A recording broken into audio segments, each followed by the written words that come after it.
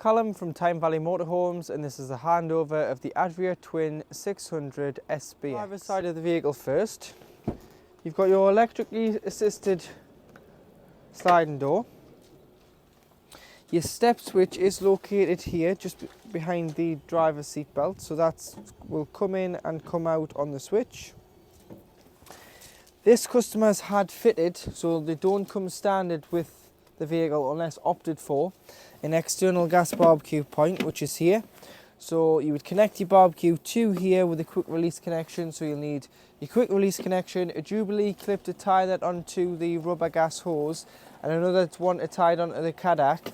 And then it'll use a bottle on board to operate this device, so you can turn it on here and turn your gas supply on and off from here when using the external barbecue. But you do have to make sure that your bottle's turned on first. Full size fly screen, using two hands to bring that across.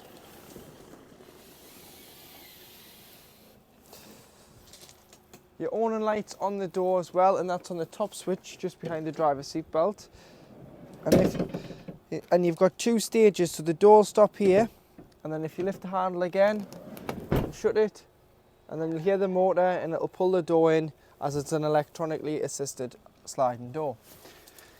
Fuel Omnister awning, so that's a wind out sun canopy with the awning winding handle stored in the back. So use that where the winds don't exceed 15 miles an hour, otherwise you will be fighting with the awning and it could cause damage to the awning, your vehicle, or the vehicle it's parked next to. Situated at the back of the vehicle is your freshwater fill-up point. So this is your freshwater intake, and it opens with the main Adria key. So what you need to do is carry yourself some hose pipe connections and a hose pipe, as most sites just provide a brass tap. Remove this, pop your hose in until it overflows, or until you have enough water on board, which you can look on the control panel to see how much water you're carrying at any one time. You can either wait until it overflows, or if it overflows underneath, there is an overflow on the top of the tank, so don't panic that it's leaking. It is just getting rid of that little bit of extra water that you've put in. Then you'd pop your cap back on and lock it to stop anyone tampering with your water. Coming around to the back of the vehicle, you do have your high level brake light with your inbuilt reversing camera. Opening the doors, make sure that you always shut this door first and then that one. But on this model, which is the 600 SBX, you do have your drop down bed, which controls are here. So you can bring the bed down,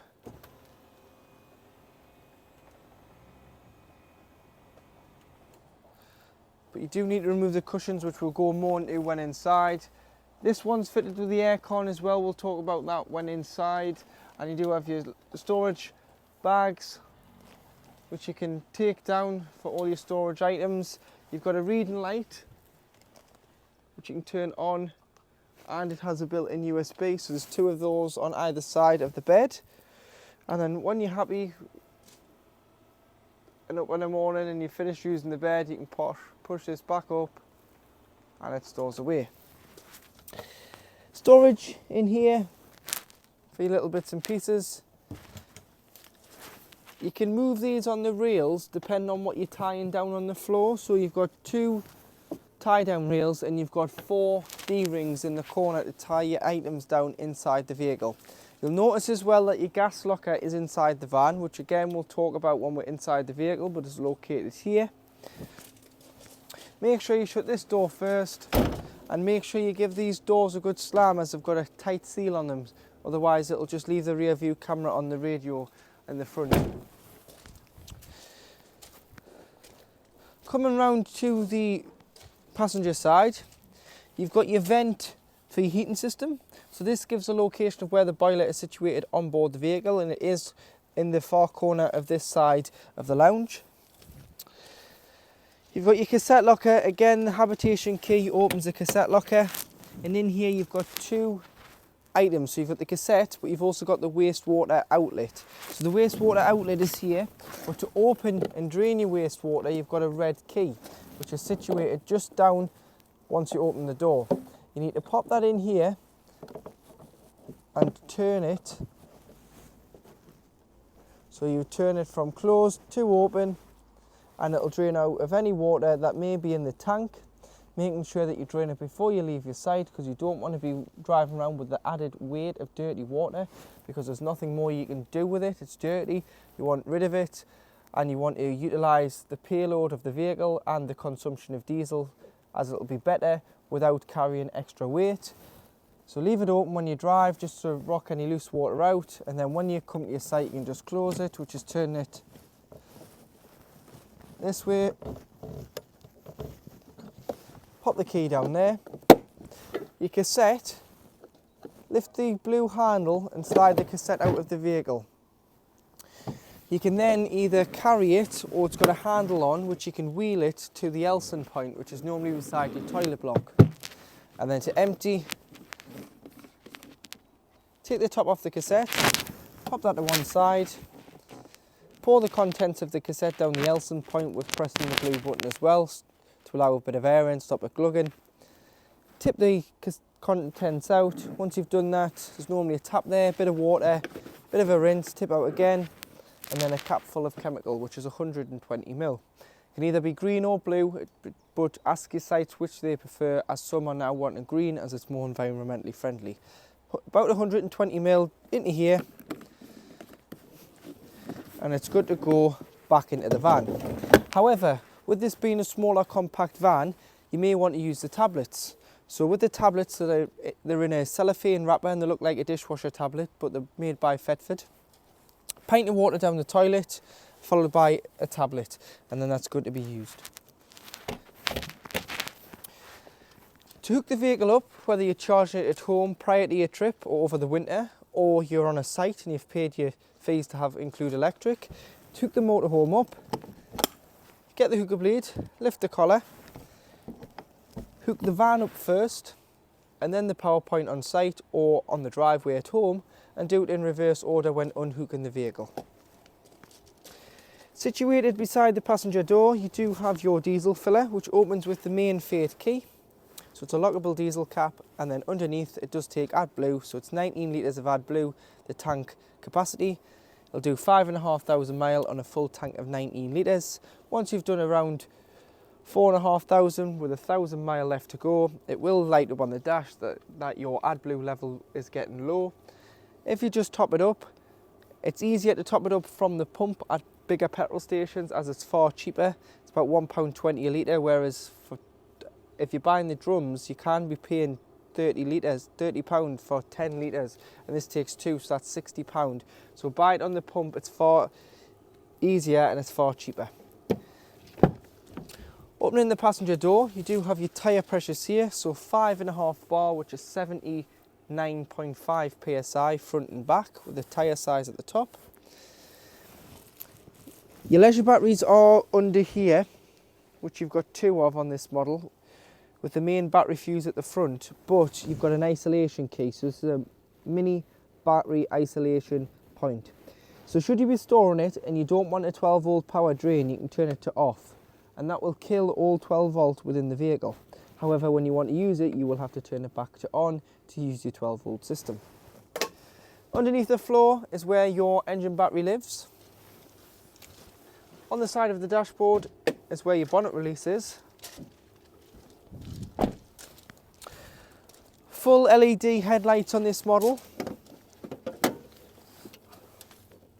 or should I say on this vehicle, it's been in with a spec. Paint codes on here, so it is R10 grey, which is 113 the code. You've got your screen wash, which is the main fluid you're going to need when touring in the vehicle, which is just above the driver's headlight. Lift this compartment off, which is 3 tabs, and you can fill your coolant, followed by your brake fluid. Oil filler is here. It has no dipstick as it's now electronic, so it will come up on the dash when it needs oil. But you're best off going to a garage who know what they're doing and use computers now to fill the van with oil and say how much it needs, or taking it to your local Fate dealer.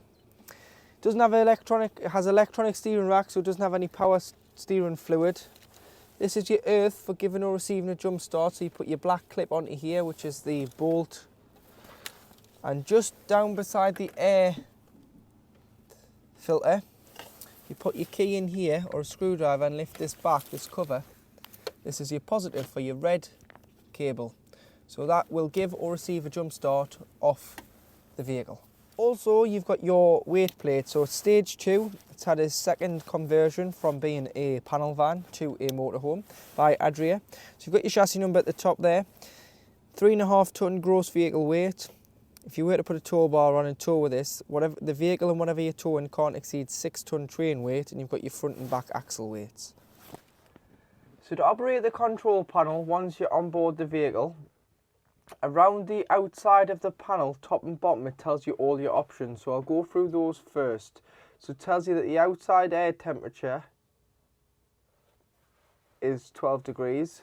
The inside of the vehicle is currently reading 13 degrees. Your on means hookup. Your awning light is on. You're charging the leisure battery as it shows the battery at the back of the vehicle. So that's a leisure battery getting charged by mains to 30 volt. You've got 50% of fresh water in your main fresh tank. 0 waste, and your pump is on. Now to operate it, you just press the buttons around the outside. So you've got a master switch, which is your on and off main power button. This will turn on your 12 volt system.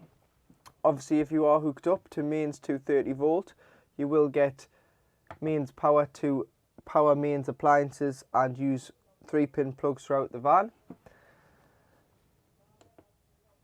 You've got your battery reading. So if you press there, you can scroll between the two batteries, so you can see that the carb battery is 12.6 volts and the leisure battery is 14.7 plus 3.67 amps coming in.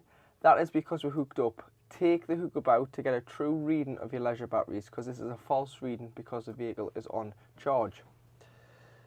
Water, so 50% fresh, 0 waste. Put your back button there. Lights, so you've got this one here, which is your main master switch for your lights on board the vehicle. So you need to turn that on to then turn the switches on around the inside of the van. And this one being your awning light, which is a light on the outside of the motorhome. So if you're sitting under the canopy or you're going on a walk, you might want to put your light on so that if you're coming back, it's a bit dusk there, you can find your vehicle. Temperatures, 14 inside, 12 outside. Settings, so you do your time, your date through here, your screen brightness, your batteries and so on. So you can change what battery, but it's currently on an AGM battery. So if you change the batteries to lithium or anything, you need to change it there, but if you're not bothered, just leave it as it is. Here you've got your pump, so you've got your on-off switch for your pump. Make sure your pump's only on when you've got sufficient water on board. Without the pump, you don't want to burn the pump out with no water being on. To operate your Truma heating and hot water panel, which on this model, which is being spec'd in this model, is diesel. So if you're watching this video and you've got the same van, just be careful, because sometimes your spec might not be diesel, it might be gas and electric, but this one's diesel. So I'm going to show you how to operate this. So at the minute, everything above the line is on, so you can see that the heating's on, the hot water's on, it's operating on diesel, and the fan's on eco. And at the moment, the interior temperature is 14 degrees. Once you press the middle centre button, you can enter into the menu. So you've got a van with a thermometer flashing, which is the interior temperature of your vehicle. And it'll give you heater or aircon, because the aircon is wired to this panel as well. But at the moment, we'll want the heater. So press yes on heater, and then you can adjust it from all the way from off if it's a hot summer's day or you're abroad. Or if you're away in the winter, you may want to use the very high temperature of 30 degrees. Once you're happy with the temperature, you press enter, but you need to have it above the outside air temperature. So if it's 20 degrees outside, have it above 20, or vice versa. So press enter. I've saved that to 28 degrees. It's only about 14 degrees outside today anyway, so it's above the outside air temperature. Next, you've got your water. So first of all, make sure that you've got water on board, and your boiler is closed and you haven't winterized it. We haven't, so you can turn it from off to eco, which is 40 degrees of heating, 10 litres of water at any one time. Hot, which is 60 degrees of heating, 10 litres of water. And boost, which will turn off the heating and prioritise the water. So for this, we want the heating and hot water to run together, so we wouldn't want to use boost, we'd want to use hot. Then you've got your fan, and you've got eco, which is a lot quieter and doesn't use uses 12 volts, so it uses a little bit less 12 volts because it's only using a certain percentage of the fan speed. Or you can use high, which uses the full percentage of the fan speed and is a bit louder. So in the winter you might want it on high to get the vehicle up to temperature quicker, but when you're sleeping you'll want to turn it down to eco as the fan can be too noisy on high. In the bottom you've got a timer, so you can time the heating to come on and off. As this is wired to the aircon does have lights on, so you've got a little light button here, and this is the light of the aircon, and it's dimmable. It has 5 settings, so you can bring it up and down from here, and that works the back, which we'll show you in a second how that works the aircon surround lights. You've got your time, and then you do have a spanner setting, which is the settings of this control panel. If you ever get a warning triangle in the middle, if you click the spanner, click reset, click again for preset, and it'll say initializing, and what that'll do is it'll turn the whole control panel off like a restart on a computer, and you'll have to go in and select everything again. But with the diesel heating, as this is diesel only, it doesn't work electric and it doesn't work gas, it solely uses diesel off the main engine tank on this Truma 4D system. Make sure that you have a quarter of a tank of diesel or more in the main engine tank. If you've got any less than that, it won't work because it's on a different height, the intake for this, compared to the engine. So you can't starve the engine of fuel if you are away parked up for a long period of time. So make sure before you stop on your site, you've got a quarter or more. If it was me personally, I'd make sure I've got half a tank, just to make sure that you can use the heating and hot water when you're on your site. So now controlling the lights on the aircon. So you've got stage 1, stage 2, stage 3, 4 and 5. So it just dims the aircon down, or you can have it on full brightness, which is level 5. Now using the aircon setting, so press on the thermometer in the van again. It says heater, we've went through that. You want to now go through AC, press enter. At the minute it's off. You've got various different settings, so you've got vent, which just recirculates the air within the van, and you press enter for this one. You've got cool, if you want to use it for cooling yourself down in the summer, or if you're taking the van abroad where it's a lot hotter than this country, you'll need to use that. You've got hot as well, so you can use the aircon to heat the van on electric. We'll get to that in a minute. But cooling, now you've got your temperature, so you can turn it all the way down to 16 being the lowest. Or you can turn it up to 31, but we'll say 16, and you press enter. That will now set the aircon on, and as you can hear there that the aircon is now on. It's changed the symbol on the control panel from a gas heating source to a snowflake, which indicates cooling, and that aircon is on now, and we're getting a breeze through the vehicle. If you were wanting to heat the van, however, aircon, yes, hot, you see that you get the heat symbol, so it's aircon's on, which is the cooling, and then you've got the 3 wavy lines next to it, which is the heating element.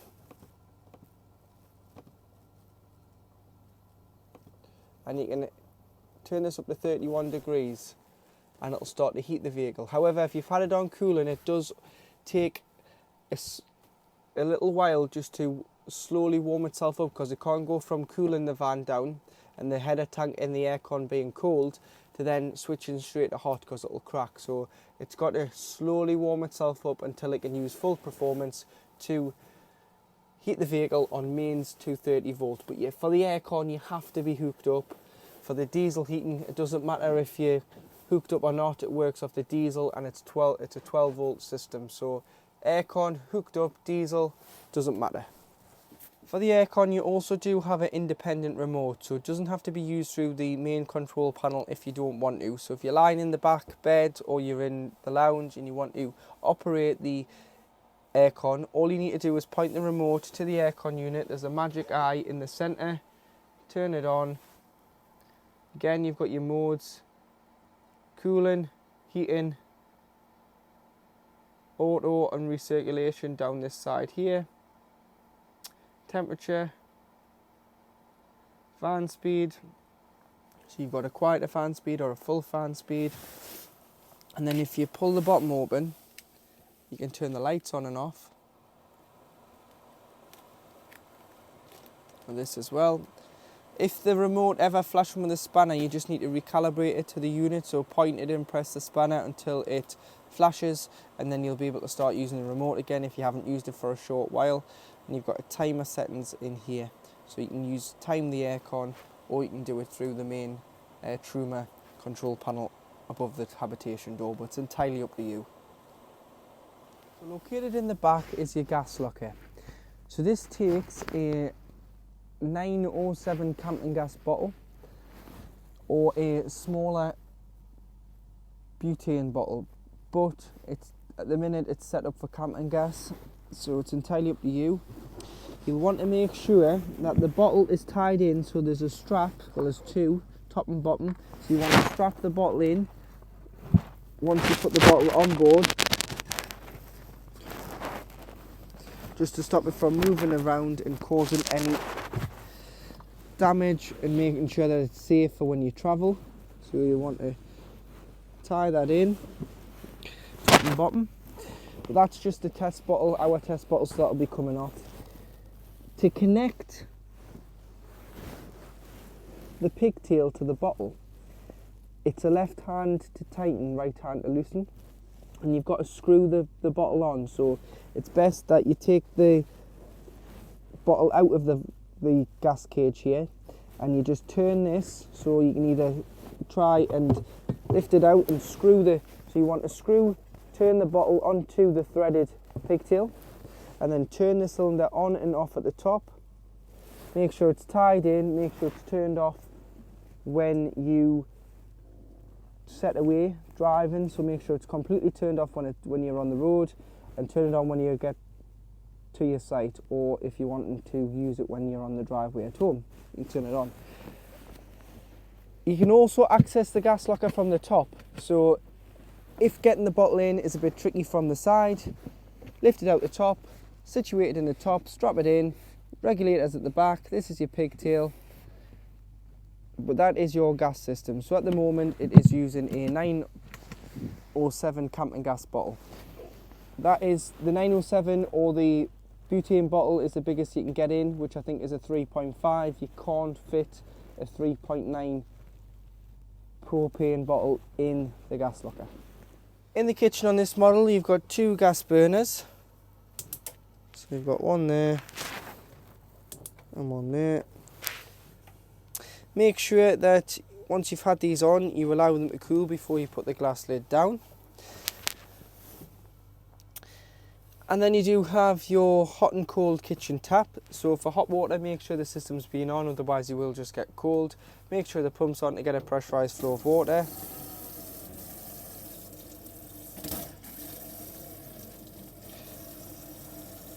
And as you can see there with the steam coming off the water, that water is red hot.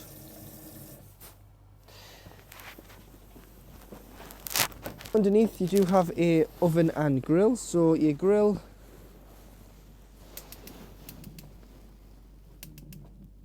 comes on there, and your oven is the other way, and that's at the back. So if you have a look there, you can see that the oven is working. That works off your gas bottle.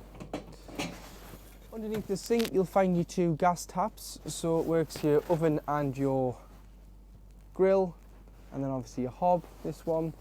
Any problems with gas, turn the bottle off to be safe, but you can isolate the gas appliance here. On this particular vehicle, with it having the 4D heating system, which is a diesel heating system, the gas bottle doesn't work much. It just works the cooking facilities, and obviously your fridge is a compressor fridge, so your gas will last slightly longer due to not having many appliances running on the gas. So once you've removed your scatter cushions and your backrests, you can press the button here and bring the bed down.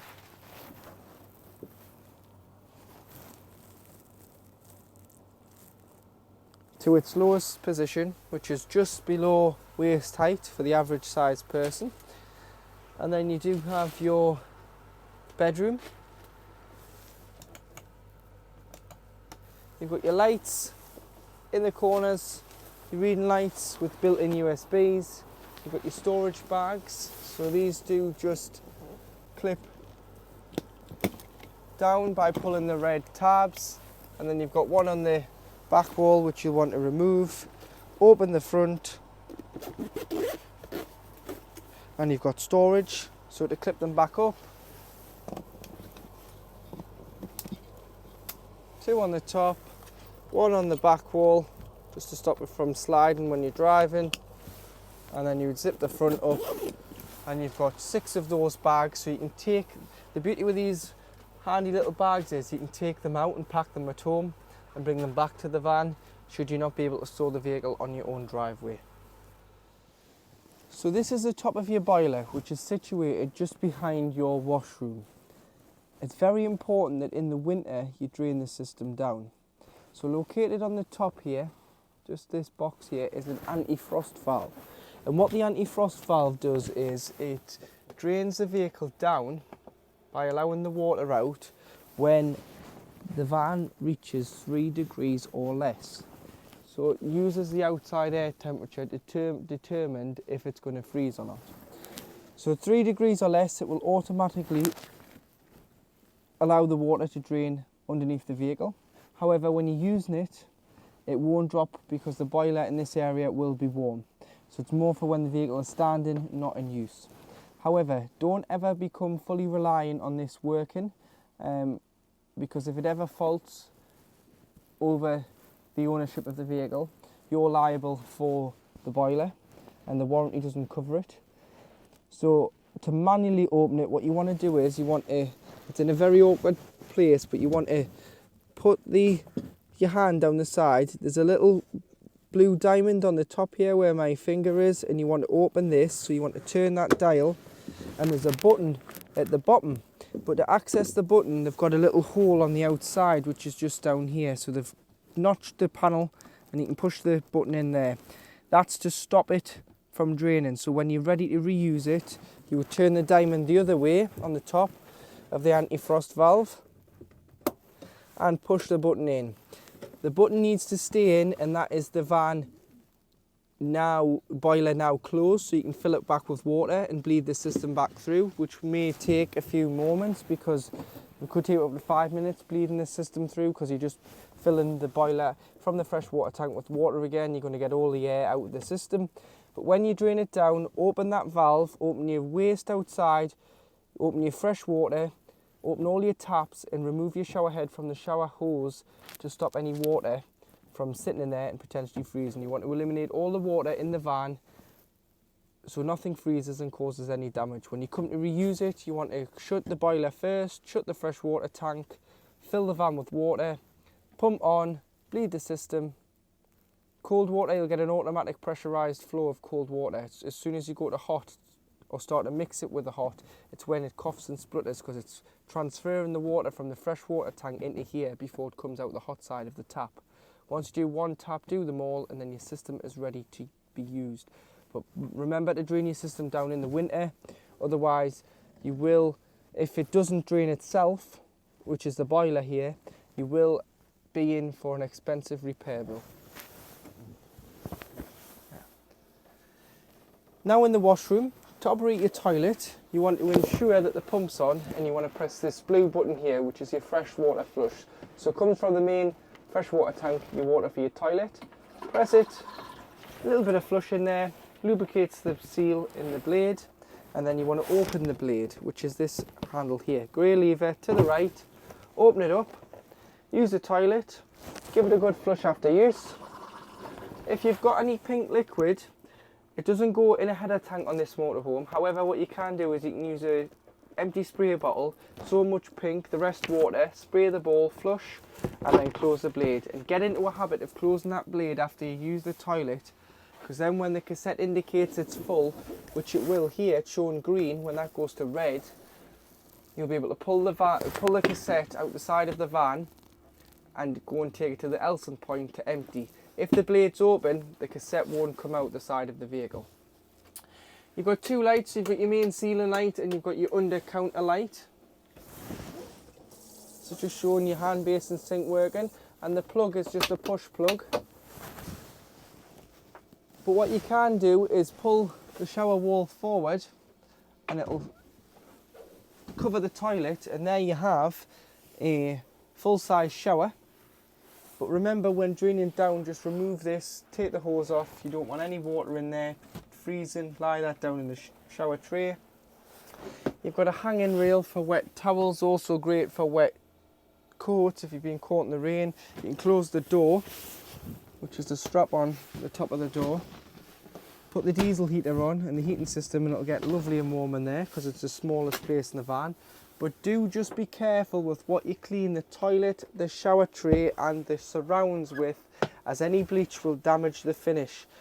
You need to use like a Dettol spray and a microfiber or some washing up liquid and nothing more with bleaching on here, because you will damage the finish of it. So situated behind the passenger seat is where you'll find your trips. So this is your RCD unit for the vehicle.